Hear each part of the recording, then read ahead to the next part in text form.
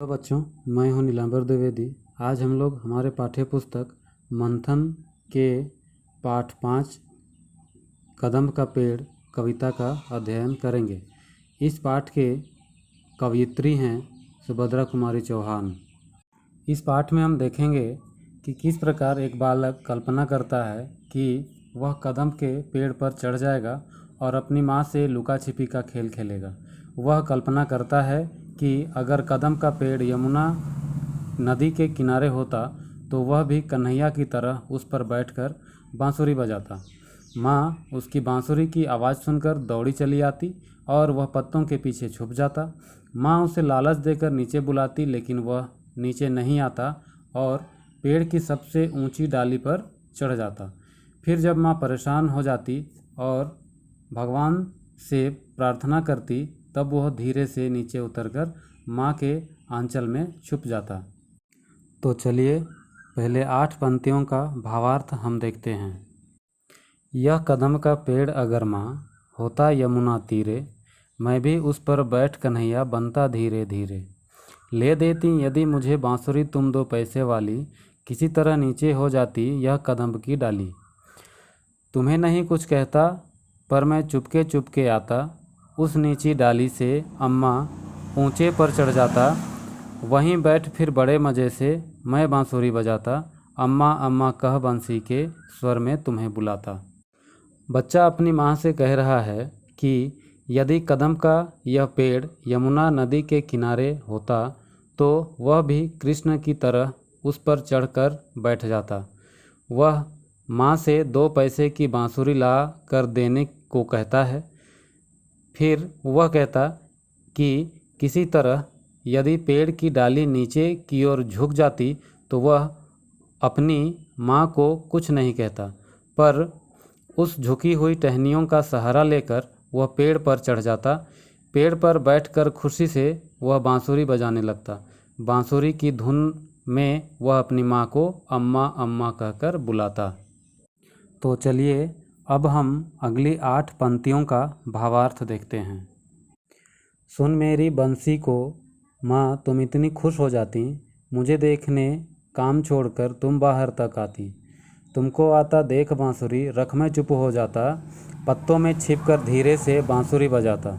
गुस्सा होकर मुझे डांटती कहती नीचे आजा, पर जब मैं न उतरता हंसकर कहती मुन्ना राजा, नीचे उतरो मेरे भैया तुम्हें मिठाई दूंगी, नए खिलौने माखन मिश्री दूध मलाई दूंगी। फिर वह बच्चा अपनी माँ से कहता है कि माँ तुम मेरी बांसुरी की आवाज़ सुनकर बहुत खुश होती और तुरंत सारे कामकाज छोड़कर मुझे देखने के लिए घर से बाहर आ जाती। मैं जैसे ही तुम्हें बाहर आता देखता तो शांत हो जाता और पेड़ों के पत्तों के पीछे छुपकर बांसुरी बजाता।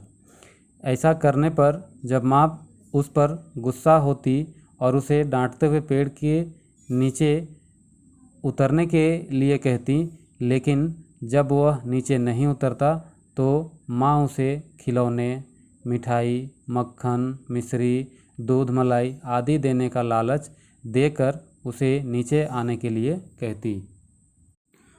अब हम लोग अगले 8 पंक्तियों का भावार्थ देखते हैं। मैं हंसकर सबसे ऊपर की टहनी पर चढ़ जाता, एक बार माँ कह पत्तों में वहीं कहीं छिप जाता। बहुत बुलाने पर भी माँ जब मैं न उतर कर आता तब माँ का हृदय तुम्हारा बहुत विकल हो जाता। तुम अंचल पसार कर अम्मा वहीं पेड़ के नीचे ईश्वर से कुछ विनती करती बैठी आंखें मीचे। तुम्हें ध्यान में लगी देख मैं धीरे धीरे आता और तुम्हारे फैले आंचल के नीचे छुप जाता। जब वह बच्चा माँ के बार बार आवाज़ देने पर भी कुछ न कहकर उसे छेड़ने के लिए हंसकर पेड़ की सबसे ऊंची डाल पर चढ़ जाता, फिर धीरे से माँ कहकर टहनियों के पत्तों के पीछे छिप जाता। जब माँ के बुलाने पर भी वह नीचे नहीं उतरता तो वह बहुत परेशान और व्याकुल हो जाती। फिर माँ पेड़ के नीचे आंचल फैलाकर बैठ जाती और आंखें बंद कर भगवान से प्रार्थना करती। अपनी माँ को ईश्वर के ध्यान में लगा देखकर वह चुपचाप धीरे से नीचे उतरकर आ जाता और अपनी माँ के आंचल में छुप जाता।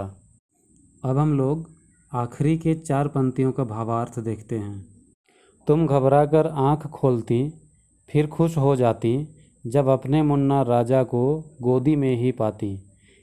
इसी तरह कुछ खेला करते हम तुम धीरे धीरे, माँ कदम का पेड़ अगर यह होता मुना तीरे।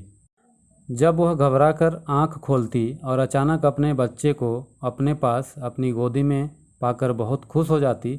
अंत में वह अपनी माँ से कहता कि यदि यमुना नदी के किनारे कदम का यह पेड़ होता तो हम तुम इसी तरह घंटों लुका छिपी का खेल खेलते।